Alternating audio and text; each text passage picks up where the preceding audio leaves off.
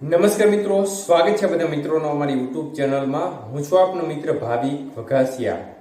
તો મિત્રો, ખાસ કરીને આ વિડીયોના માધ્યમથી આપણે વાત કરવાની છે હાલની સક્રિય સિસ્ટમોની સ્થિતિ શું છે અને આજે ગુજરાતના કયા કયા જિલ્લાઓમાં વરસાદની શક્યતાઓ રહેલી છે. સંપૂર્ણ માહિતી જાણીશું આ વિડીયોમાં વિગતવાર. તો મિત્રો, ખાસ કરીને સિસ્ટમની સ્થિતિ જોવા જઈએ તો પહેલા ચોમાસુ ધારીની સ્થિતિ જોવા જઈએ તો ચોમાસુ ધારી ખાસ કરીને પશ્ચિમ છેડો છે તે અમૃતસરથી પસાર થઈ રહ્યો છે. ત્યારબાદ પટિયાલાના ભાગો, ગોરખપુર, બરેલી અને પટનાના ભાગો પરથી પસાર થઈ અને જે ડીપ ડિપ્રેશન સિસ્ટમ છે ત્યાં સુધી જઈ રહ્યો છે.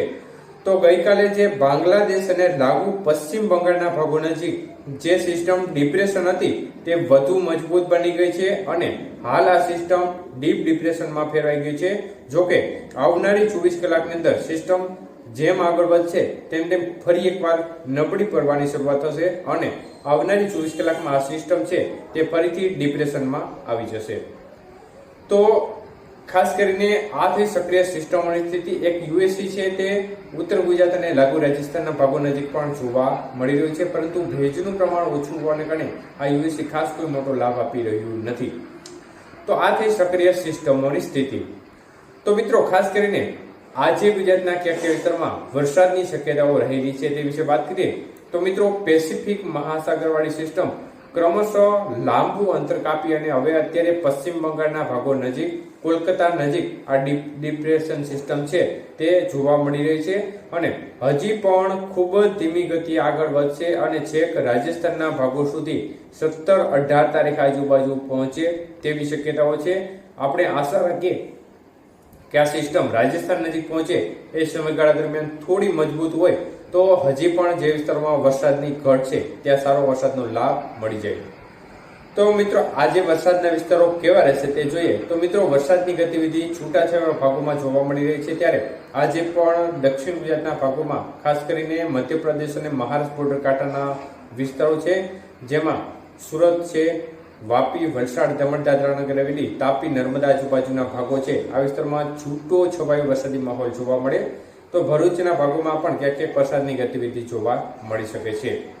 તો મધ્ય ગુજરાતના ભાગોમાં પણ તે પ્રકારે જ વરસાદની ગતિવિધિ છૂટા છવાયા ભાગોમાં જોવા મળે અને સીમિત વિસ્તારમાં હળવો મધ્યમ વરસાદ જોવા મળી જાય મધ્ય પૂર્વ ગુજરાતના ભાગોમાં, જેમાં અમદાવાદ, આણંદ, ખેડા, નડિયાદ, ગોધરા, દાહોદ, પંચમહાલ, છોટાઉદેપુર, મહીસાગર સહિતના જિલ્લાઓ છે આ જિલ્લાઓમાં ક્યાંક ક્યાંક છૂટો છવાયો વરસાદી માહોલ જોવા મળશે.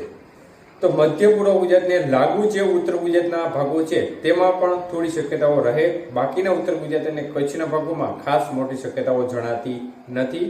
સામાન્ય ઝાપટા અમુક સીમિત વિસ્તારમાં જોવા મળી શકે છે. તો સૌરાષ્ટ્રની વાત કરીએ તો સૌરાષ્ટ્રના ભાગોમાં આજે પણ ખાસ કરીને અમરેલી, ભાવનગર જિલ્લાના ભાગો છે તેમાં થોડી શક્યતાઓ વધુ લાગી રહી છે. બાકીના જિલ્લાઓમાં ક્યાંક ક્યાંક ઝાપટાને બાદ કરતા વરસાદની ગતિવિધિ એકંદરે ઓછી રહે, પરંતુ અમરેલી જિલ્લાના ભાગો છે એમાં ખાસ કરીને અમરેલીના સાવરકુંડલા, ધારી આજુબાજુના ભાગો છે, બાબરા આજુબાજુના વિસ્તારો છે આ ભાગોમાં પણ ક્યાંક ક્યાંક વરસાદની ગતિવિધિ જોવા મળી જાય.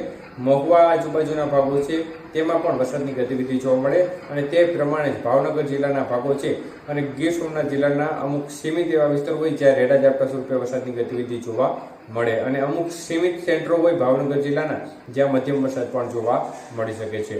તો આ પ્રકારની સ્થિતિ આજે